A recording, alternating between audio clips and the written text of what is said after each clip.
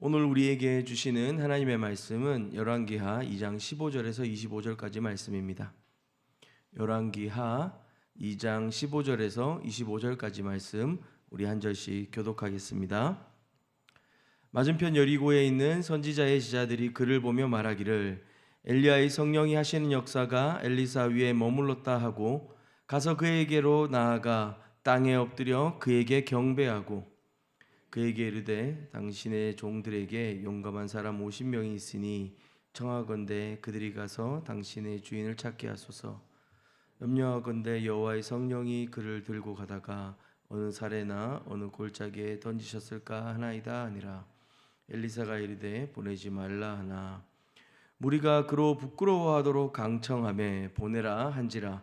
그들이 50명을 보냈더니 사흘 동안 찾되 발견하지 못하고 엘리사가 여리고에 머무는 중에 무리가 그에게 돌아오니 엘리사가 그들에게 이르되 내가 가지 말라고 너희에게 이르지 아니하였느냐 하였더라. 그 성읍 사람들이 엘리사에게 말하되 우리 주인께서 보시는 바와 같이 이 성읍의 위치는 좋으나 물이 나쁨으로 토산이 익지 못하고 떨어지나이다. 엘리사가 이르되 새 그릇에 소금을 담아 내게로 가져오라 하매 곧 가져온지라. 엘리사가 물 근원으로 나아가서 소금을 그 가운데 던지며 이르되 여호와의 말씀이 내가 이 물을 고쳤으니 이로부터 다시는 죽음이나 열매 맺지 못함이 없을지니라 하셨느니라 하니 그 물이 엘리사가 한 말과 같이 고쳐져서 오늘에 이르렀더라. 엘리사가 거기서 베델로 올라가더니 그가 길에서 올라갈 때에 작은 아이들이 성읍에서 나와 그를 조롱하여 이르되 대머리여 올라가라 대머리여 올라가라 하는지라. 엘리사가 뒤로 돌이켜 그들을 보고 여호와의 이름으로 저주하며 곧 수풀에서 앙곰 둘이 나와서 아이들 중에 42명을 쳤더라. 엘리사가 거기서부터 갈멜산으로 가고 거기서 사마리아로 돌아왔더라. 아멘. 요단강을 중심으로 우리가 볼 때 왼쪽, 그러니까 저 멀리 지중해 쪽이 보통 우리가 가나안 땅 이스라엘 영토라고 부르는 곳입니다. 열왕기하 2장 전반부에 보면 그 요단강 서쪽 지역 여리고에서 엘리야와 엘리사가 요단강을 동편으로 건너갑니다. 요단강 동편 지역은 모압 평지라고 불리고 거기엔 느보산이 있습니다. 그곳은 이스라엘의 위대한 지도자였던 모세가 허락받지 못한 가나안 땅을 바라보며 마지막 고별 설교를 남긴 곳이기도 하고, 그리고 그가 마지막 죽음을 맞이한 곳도 모압 평지 느보산이었습니다. 분열 왕국 시대에 사실상 모세를 연상케 하였고 또 그 모세의 역할을 뒤이어 수행했던 엘리야가 그 땅에서 마지막을 함께 하였다는 것은 이 같은 지역을 배경으로 모세와 엘리야를 겹치게 이해하도록 하려는 의도인 것 같습니다. 그리고 이 모세의 후계자였던 여호수아가 마른 요단강을 이스라엘 백성들과 함께 건너 가나안 땅으로 들어갔던 것처럼 엘리사도 다시 여리고 방향으로 요단강을 갈라 건너옵니다. 엘리야의 뒤를 이어 엘리야의 사역을 계승함을 상징하는 장면일 것이고 엘리사가 어떤 일을 하게 될지도 기대하게 되는 것 같습니다. 그때 맞은편 여리고에 있었던 선지자의 제자들이 엘리사를 보았습니다. 15절 후반부에 이어 이렇게 말합니다.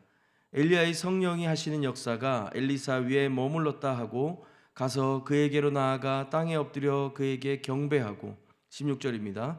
당신의 종들에게 용감한 사람 50명이 있으니 청하건대 그들이 가서 당신의 주인을 찾게 하소서. 여기서 당신의 주인은 엘리야를 말할 겁니다. 염려하건대 여호와의 성령이 그를 들고 가다가 어느 산에나 어느 골짜기에 던지셨을까 하나이다. 엘리야는 혈혈단신 목숨을 건 싸움에 자신의 삶을 던졌었습니다. 엄청난 승리 후에도 탈진하여 마음이 상하기도 했던 것을 기억한다면 지금 엘리사 사역의 시작은 그래도 매우 힘이 됩니다. 그를 따르고 함께하고자 하는 사람이 50명이나 있는 것 같습니다. 그런데 엉뚱한 요청을 하고 있어요. 엘리야가 회오리 바람에 들려 올라간 것을 그 제자들이 보았는지는 모르겠는데 예전에 하나님의 성령께서 엘리야에게 그렇게 하셨던 것처럼 성령이 엘리야를 어느 산이나 골짜기에 던지셨을지도 모른다고 생각하고 있습니다. 그래서 사실 이 본문을 제가 처음 읽을 때는 하나님 그럼 가다 떨어뜨렸다는 건가? 뭐 이런 생각을 좀 하게 됐는데, 사실 여호와의 영이 선지자들을 이끌어서 광야나 어떤 특별한 장면들을 보여주시는 일들은 선지서나 구약 성경에 자주 나옵니다. 그래서 아마 이 제자들은 이번에도 엘리야에게 그렇게 하지 않았을까라고 생각한 것 같습니다. 그래서인지 당신의 주인 엘리야를 우리가 찾아보겠습니다라고 합니다. 어찌나 강청하는지 엘리사가 그러지 말라고 하지만 17절에 보면 무리가 그로 부끄러워하도록 강청함에 보내라 한지라. 엘리사가 부끄러울 정도로 강청했다고 합니다. 그래서 그들이 50명을 보냈더니 사흘 동안 찾되 발견하지 못하고 라고 성경은 기록하고 있습니다. 엘리야의 죽음을 확인하고 엘리사가 그 정통을 계승했는지를 확인하고 싶었는지, 아니면 엘리야가 살아있다고 생각해서 그가 여전히 이스라엘에게 필요하기 때문에 그를 찾으려고 했는지, 두 가지 다 가능성이 있을 것 같고 또 어떤 면에서는 두 가지 다 아닐 수도 있겠다는 생각이 듭니다. 하지만 그와 상관없이 엘리사는 자신에게 허락된 이 사명을 감당해야 될 때가 왔음을 잘 알고 있는 것 같습니다. 이스라엘 사람들은 엘리야가 다시 올 것이라고 생각하며 기다렸었습니다. 한참 뒤에 세례 요한이 이스라엘에서 이름을 떨칠 때 사람들은 그가 엘리야가 다시 온 것이라고 생각하기도 했습니다. 그러나 오늘 엘리사에게는 엘리사의 사명이 있습니다. 하나님께서 엘리야로부터 계승하게 하신 권위와 그 부르심이 있습니다. 오늘날 우리 교회와 성도들, 저와 여러분도 마찬가지입니다. 몇십 년 전 저 멀리 하늘만 바라보며 들려 올라갈 것들만 기대했던 사람들도 있었습니다. 하지만 예수님께서도 말씀하십니다. 그때는 그 누구도 알지 못하고 하나님 아버지만 아신다. 그것은 그거대로 두고 우리는 우리의 매일과 일상을 걸어가야 할 것이 마땅합니다. 주께서 예수님의 제자로 우리를 교회로, 그분이 이 땅 가운데 펼치셨던 그 구원의 사역들, 그 하나님의 계획들을 이어가게 하셨고 우리에게 그래서 또 하루를 허락하시는 것입니다. 자주 우리는 우리의 핑계, 신앙적인 핑계들이 우리의 삶의 목적과 바뀌는 경우들이 있습니다. 그러나 여러분, 오늘 엘리사의 삶을 보면서 찾지 말라 하고 그럴 필요 없다고 하고 그가 이미 부름받은 사명이 무엇인지 그 길을 향해 걸어가는 엘리사를 보며 다시 한번 오늘 하루의 삶을 하나님께서 어떻게 우리에게 허락하셨는지, 또한 우리는 그 은혜 가운데 어떤 사명과 부르심으로 살아가게 돼야 할지 또 고민하고 또 기도하게 되는 것 같습니다. 19절 말씀입니다. 그 성읍 사람들이 엘리사에게 말하되 우리 주인께서 보시는 바와 같이 이 성읍의 위치는 좋으나 물이 나쁨으로 토산이 익지 못하고 떨어지나이다 라고 말합니다. 이 성읍은 아마 이야기의 연속과 흐름들을 볼 때 여리고일 것 같습니다. 물이 나쁘다라고 하는 것은 아마 오염되었거나 혹은 그 바위 틈에서 흘러나오는 지하수가 지층의 어떤 변화들을 통해서 무언가에 오염되었거나 먹을 수 없는 상태, 그리고 좋은 물로 쓸 수 없는 상황이었다는 것을 우리가 알 수 있습니다. 그리고 토산이 익지 못하고 떨어지나이다. 이 말을 히브리어 원어의 뉘앙스를 그대로 살린다면 이 땅은 생산을 하지 못합니다 라고 번역할 수 있습니다. 오염된 물로 농산물이 열매 맺지 못하는 것뿐만 아니라 사실은 그 땅이 생산하지 못한다라는 의미에는 유산 혹은 낙태, 아이를 유산하게 된다라고 하는 어떤 의미 또한 포함하고 있다고 합니다. 여리고 사람들은 그 물 때문에 이 여리고가 엄청난 어려움 속에 있음을 엘리사에게 토로하고 있습니다. 20절입니다. 엘리사가 이르되 새 그릇에 소금을 담아 내게로 가져오라 하매 곧 가져온지라.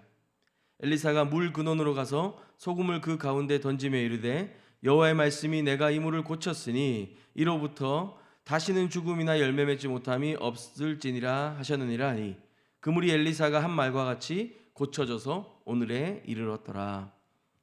엘리사는 물이 나오는 곳 그 근원으로 갑니다. 그리고 가져오라 한 소금을 물에 뿌리며 하나님께서 하신 말씀을 그대로 전합니다. 여호와의 말씀이 내가 이 물을 고쳤으니 이로부터 다시는 죽음이나 열매 맺지 못함이 없을지니라. 물론 소금이라고 하는 어떤 상징적인 의미들이 중요하지만 분명히 엘리야는 밝히고 있습니다. 지금 이 수지로움을 해결할 수 있었던 분은 바로 여호와 하나님이셨습니다. 여호와의 말씀이 내가 이 물을 고쳤으니 라고 강조하고 있습니다. 엘리사와 소금은 그저 하나님께서 사용하시는 통로였습니다. 일을 하시는 분은 여호와셨습니다. 실제로 이 물을 고치신 것은 여호와의 말씀이었던 것입니다. 근데 이 이야기가 왜 중요하냐? 여리고는 과거 여호수아가 여리고성을 정복할 때 그때 하나님으로부터 저주를 받게 됩니다. 이 땅에서 소산이 나지 못할 것이고 이 성을 다시 짓는 자는 저주를 받을 것이라고 말이죠. 그 저주의 땅 여리고가 이 엘리사의 첫 사역지인 것은 매우 의미심장합니다. 버려졌고 저주받은 땅이었지만 그곳을 생명으로 다시 살리시는 하나님의 일하심을 이제 엘리사가 감당하게 될 것임을 우리는 알 수 있는 것입니다. 다음 이야기와 이 여리고 이야기를 함께 이어서 봐야 되는데요. 23절입니다. 엘리사가 거기서 베델로 올라가더니 엘리야와 엘리사가 길갈에서 베델로, 또 베델에서 여리고로, 여리고에서 요단으로 왔던 것처럼 이제 다시 엘리야가 떠난 그 길을 엘리사는 다시 여호와의 능력과 함께 돌아옵니다. 요단을 건너 여리고를 왔고 여리고에서 베델에 이르게 되죠. 그가 길에서 올라갈 때에 작은 아이들이 성읍에서 나와 그를 조롱하여 이르되 대머리여 올라가라 대머리여 올라가라 하는지라. 엘리사가 뒤로 돌이켜 그들을 보고 여호와 이름으로 저주하며 곧 수풀에서 암곰 둘이 나와서 아이들 중에 42명을 찢었더라. 당혹스러운 본문입니다. 어린아이들이 잘 모르고 그럴 수도 있는데 아무리 선지자를 조롱했다 하더라도 이렇게 잔혹한 결과는 좀 과하다는 생각이 듭니다. 많은 학자들은 크게 두 가지 가능성을 보는데 23절에서 여기 작은 아이들이라고 하는 히브리어 원어는 10대 이상의 청소년 그리고 청년까지도 이룰 수 있다라고 합니다. 그렇게 되면 저희가 이해하기가 쉽겠죠. 여기 보면 앙곰 둘이 나와서 아이들 중에 42명을 찢었다고 했는데요. 아마 그 이상의 사람들이 있었을 수도 있지 않겠습니까? 10대 이상의 청소년들 그 수십 명이 엘리사 한 사람을 둘러싸고 그를 조롱하고 그를 향하여 위협을 하고 있었다면 아마 이런 저주가 좀 우리가 이해되는 부분들이 있을 수도 있습니다. 실제로 70인역 번역본에 보면 이 아이들이 돌을 던졌다라고 하는 표현까지도 추가되어 있는 걸로 봐서 지금 엘리사는 그냥 우리가 보는 어린아이들이 와서 말로 놀리는 어떤 일이 아니라 실제로 생명의 어떤 위협을 느꼈고 그들이 하는 이 조롱들 속에서 협박까지도 느꼈는지도 모르겠다라고 주장하는 학자들이 있습니다. 또 한편으로는 이 작은 아이들은 말 그대로 그냥 어린이들이다라고 하는 것이죠. 그러면 우리가 이해하기가 좀 어려워지는데요. 사실은 이 어린아이들까지 선지자들을 이렇게 조롱하고 비난하고 그를 둘러싸고 무시할 정도라면 지금 이 사회가 얼마나 엉망인가를 보여주고 싶었다라고 한 학자의 의견도 있습니다. 지금 엘리사가 실제로 그가 머리가 벗겨진 사람인지 혹은 지금 엘리야의 죽음을 애도하며 자신의 머리를 밀고 있었는지 그리고 나중에 이후에 수도사들이나 선지자들이 그러했던 것처럼 머리를 밀고 다녔던 사람이었는지는 알 수 없습니다. 그러나 그를 조롱하며 이 대머리라는 표현을 쓰고 있는 것은 확실합니다. 그리고 올라가라 올라가라, 이 말은 엘리야가 지금 하늘로 엘리사의 머리 위로 올려갔다라고 하는 사실에 대해서 조롱하며 말하는 것입니다. 요단강을 건너기 전에 엘리야와 엘리사가 그 길을 함께 걷고 있을 때 가는 지역마다 선지자 제자들이 와서 엘리야가 당신 머리 위로 올라갈 터인데 그게 언제입니까? 묻는 사람들이 있습니다. 그래서 어제도 말씀드렸듯이 이미 엘리사가 엘리야의 후계자가 될 것이라는 사실들은 사람들이 많이 알고 있었던 사실이었습니다. 칠흑같이 어둡고 그들이 비록 나라는 부강하고 강성하나 영적으로 타락하고 폐역하였던 그 오므리 왕조 시대에 하나님께서 하나님의 사람들을 사용하신다고 하는 것은 사실상 어떤 권력과 힘의 대치가 아니라 하나님께서 일하시고 역사하시며 이 땅의 주인이 하나님이신 것을 말씀하시는 것입니다. 선지자가 전하고 말하는 것들이지만 그 말은 곧 하나님의 말씀, 그리고 하나님의 이끄심, 하나님의 일하심이었던 것이죠. 그러나 이 아이들은 어디서 이런 일들을 배웠겠습니까? 그 부모님과 그 가족들과 그 주변 사람들이겠죠. 온 동네 사람들이 엘리야와 엘리사 이야기를 하면서 그래봐야 무슨 일이 일어나겠느냐, 그래봐야 그게 우리랑 무슨 상관이 있겠느냐, 그런 이야기를 듣고 자랐던 아이들, 혹은 엘리야와 엘리사에게 일어날 일들을 말하고 회자되며 그 일들로 하여금 사람들은 되게 흥미롭게 이야기하고 있지만 실상 그 신앙과 그 삶에는 아무 변화가 없는 부모님과 가족들과 이웃들을 보면서 이 아이들은 그 부모들이 말하는 단어들을 차용하여서 지금 이 엘리사를 놀리고 무시하고 조롱하고 있는 것이 아닌가, 그렇게 주장하는 학자들도 있습니다. 저는 이 두 가지가 합쳐질 수 있다고 좀 생각이 되는데요. 왜냐하면 지금 이 일이 일어나는 동네가 베델이라는 곳입니다. 베델은 야곱으로부터 하나님의 집이라고 하는 이름을 가지고 있습니다. 성전이 아직 지어지지 않았고 그때부터 하나님을 만났던 곳이었고 하나님이 임재한 곳이었고 하나님이 역사하셨던 곳이었습니다. 하나님의 집이었습니다. 선지자들의 그 제자들 공동체가 이 베델에도 있었습니다. 그러나 그 땅에서 이 어린 젊은이들, 이 나라의 미래인 자들까지도 선지자들을, 하나님을 모욕하고 저주하고 무시하고 겁박하고 있습니다. 먼저 소개했던 여리고는 저주받은 땅이었지만 그들이 엘리사에게 구할 때 하나님의 엘리사를 통하여 그 땅을 회복시키셨습니다. 비록 베델이었지만 이제 패역하고 망가진 그들의 신앙과 그들의 삶 속에 하나님의 저주가 임하는 것을 우리는 보게 됩니다. 저주받은 여리고는 살리고 하나님의 집 베델에는 저주가 임합니다. 여리고의 물을 고치신 것이 하나님의 구원의 사역이라면 베델에서 조롱하는 자들을 저주한 것은 하나님의 심판의 일입니다.